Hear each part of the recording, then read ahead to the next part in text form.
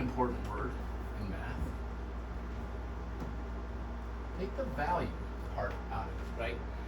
Evaluate means we need to get something with a value. With math, that's about numbers. So we don't want to see letters, which we might call variables or even constants, hanging around at the end of this thing. What we have to do is get a value of one number when this whole thing is done when we evaluate. Evaluate means to replace each letter, which is called a variable, with the correct number, which is called a value, before we simplify the expression. Here's how we do it. There are two big things that have to happen, and minor steps happening within each of these. Number one, rewrite the expression, replacing each letter with its number value.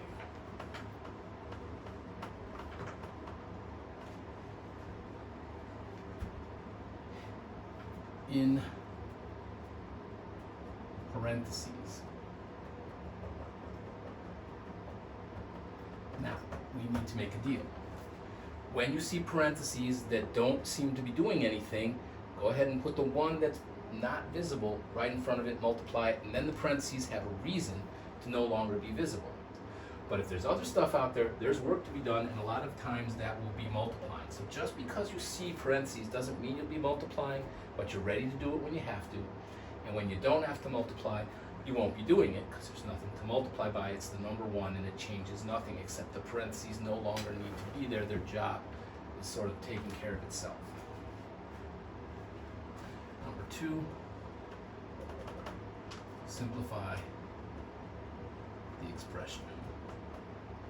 That means using order of operations, right? PEMDAS is what some people call it. There are other ways to deal with it, but you're going to use order of operations, right? So separate, and so I'll remind you that it's with order of operations, you don't just go from left to right. You have to go by, if there's a pair of parentheses, get that number, get the number that it creates. If there are exponents, let them do their job by creating multiplication. If you have multiply and divide, you go from left to right doing those.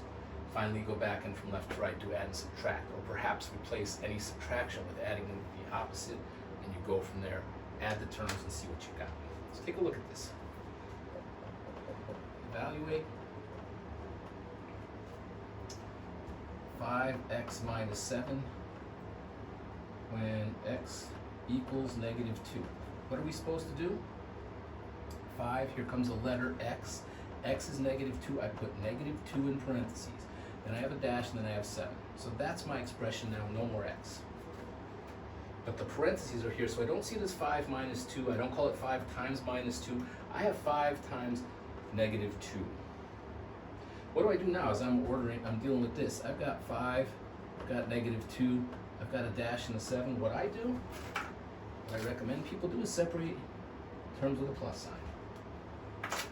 So now I have 5 times negative 2. That negative 2 is just one number. There's nothing more to do there. So now that pair of parentheses says it's multiplied by what's in front. 5 times 2 with a negative, negative 10. Then the plus sign and the negative 7. All we have now are two terms to add. They're both positive. They're both negative. They work together. So take our 10 and 7. And when they work together, we get 17. We get some kind of 17, but now that's a stronger one is the negative 10, and the answer to what we get would be negative. The rule on adding is if they work together, you add their sizes. If they work against each other, you subtract their sizes. After that, you take the sign of the stronger term. Here it was 10. It doesn't matter that they're both negative. Both being the same sign made us get 17 instead of 3. That's done. Now that we've got how big our sum is going to be in terms of its magnitude or its size, we go to the two terms that we had and we say, the stronger one was negative, so my answer will be negative. Works every time. So don't tell me two negatives make, I'm not even going to finish that sentence for you, right? Okay. Let's try this one now. evaluate. X over 2z plus 3y when x equals 16, y equals 7, and z equals -4. Here's something I'm not going to plan to say. I'm not going to say, be careful, look out people, because I won't be there to do that when you're taking a test. What you have to do is make sure every time you replace a letter with its number value, with the number in parentheses, that you replace each letter with the value that it gets, no matter what order the letters come at you in. Right? So when you need an x, you're going to get 16. When you need a z, you're going to go -4. And when you go for a y, you're going to get a 7, no matter what way they come at you. So here we go. Above the fraction, I see x. X is 16. I'm going to put it in parentheses, even if you don't think I need to. If I do something I don't need to do, there's a way to get around it. If I don't do something I do need to do, I'm just going to get it wrong. 2 is not a letter, but then here comes another letter. So z is supposed to be -4. So in parentheses, I put my -4. Then I have my plus sign here before I go into my next term, which has a 3. And then it wants the letter y to be replaced with the number 7. So I don't want this to look like 2 minus 4. I don't want this to look like 37. The parentheses take care of that. 16 is in parentheses. I think we can handle it. Okay. There's 1 in front of the 16. If you don't see a coefficient, it's 1. And that will justify what's about to happen there. All right. Do any of the parentheses have more than one term? And the answer is no. They each have a number. And so the parentheses are done. Do we have any exponents? I look for where they would be. I don't. I'm about to go across, doing my multiplying and dividing. What I see here is 1 times 16 will get me 16 on the top. 2 times 4 with a negative will get me a -8. It gets me an 8 with 2 times 4, single negative, which is not, I'm sorry, 2 times 4 gets me the number 8. There's a single negative, and so if there's an odd number of dashes like this has, then that will result in a negative outcome. Plus 3 times 7 with no negatives in sight, for that is 21. Now I'm not done with my multiplying and dividing because a fraction requires dividing. In a way, we're lucky here. 16 over 8 reduces to 2. It's got a single negative. We've got -2 plus 21. You'll see that no letters are on the scene anymore. These work against each other. So 21 minus 2 means we're going to subtract. Now you might know that's 19. And that's great. But if you don't, what you do is you turn this into a 10 and an 11. 11 minus 2, you might know is 9. You might not. Complete this to 10. Add 8 there and 8 there. You got 19 minus 10, and you're going to get a 9 here, and that's why you get 19. We may be done, but we need to make sure. Here are the two terms we were adding. The stronger one was positive, so the outcome will be positive. You might have gotten lucky because you just said 19 and done, but actually there should be a look that you take into that to determine if that 19 is positive or negative.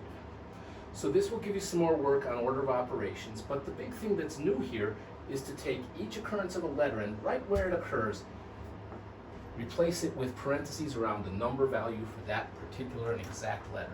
You can't just throw any one wherever you want, and you really shouldn't do it without parentheses.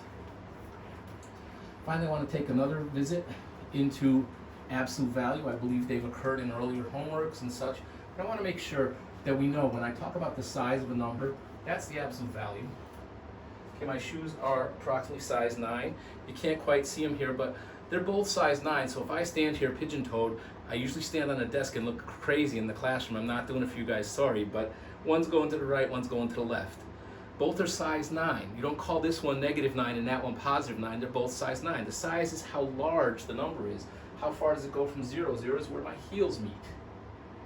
So the absolute value of a number is the size of a number.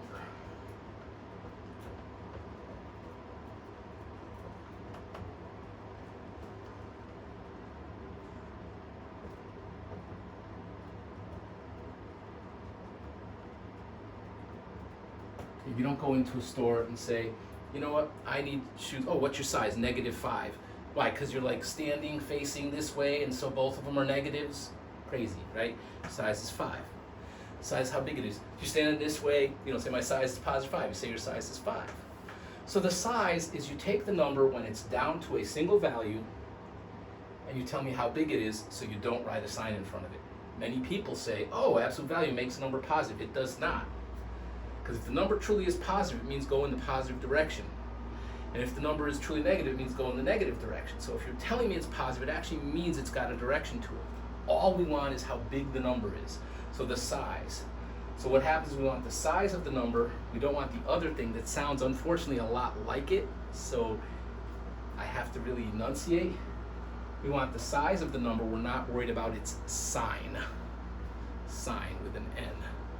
Positive or negative, we don't worry about. How big is what we got?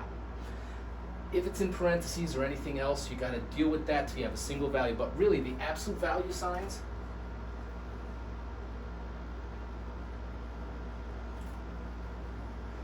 these absolute value signs are a special type of parenthesis.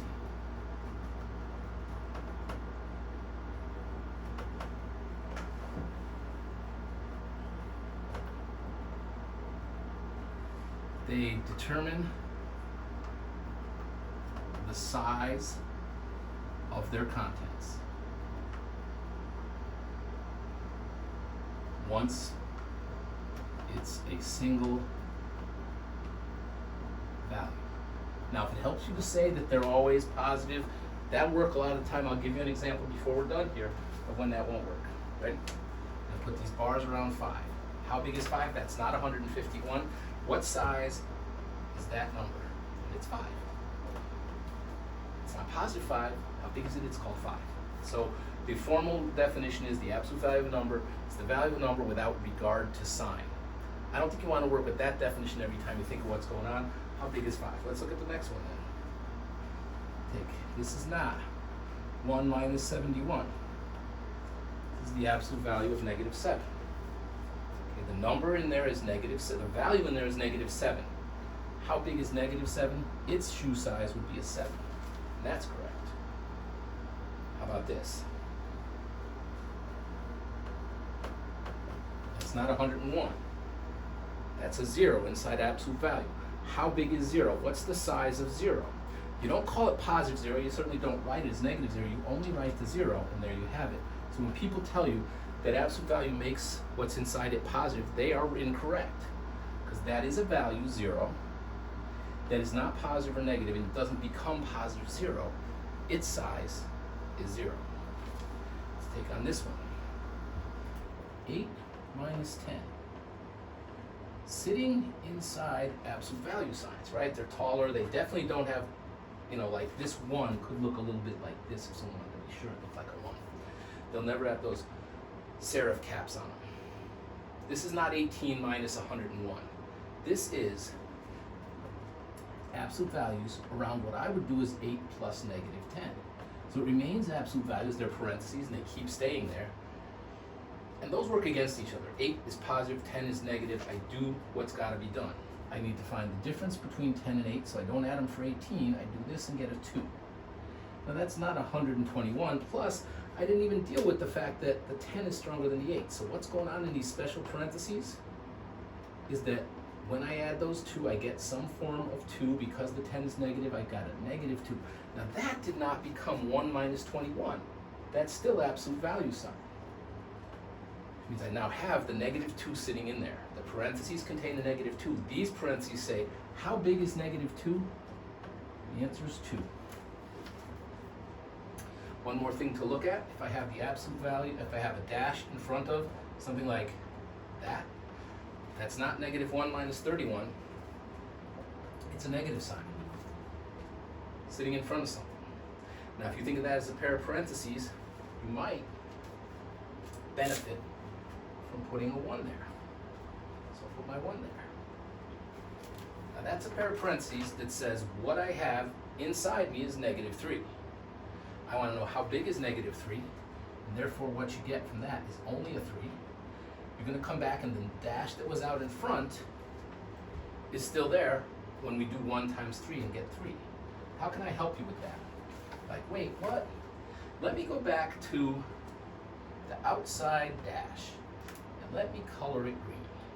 The inside dash, when it's visible, will be black.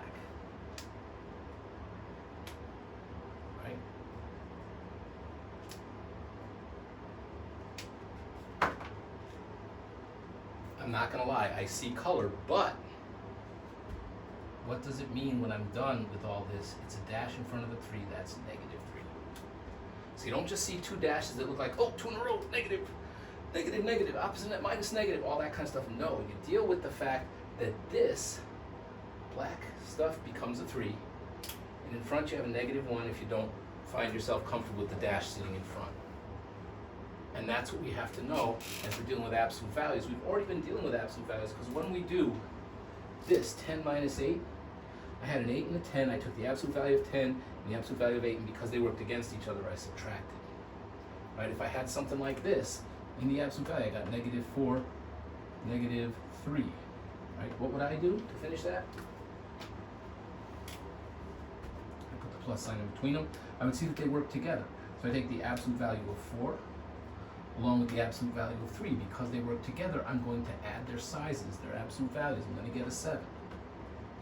Okay, what's in there is negative inside the absolute value. It's not 1 minus 71. It wants to know how big is negative 7. That answer would be nothing but 7. Okay, that's it. Good luck. You can look up the homework problems as well.